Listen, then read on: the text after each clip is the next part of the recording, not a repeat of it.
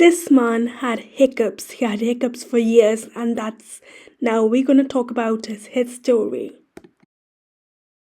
Unfortunately, he fell, and that is exactly when his hiccups started. And little did he know that they were going to last for the next 68 years. Desperate for a cure, Charles went to multiple doctors, but to no avail.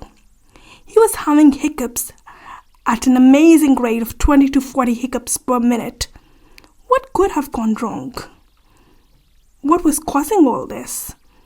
The only plausible explanation by the doctors was the fact that the area of the brain that is responsible for the hiccups inhibition has been destroyed when he fell. In his own words,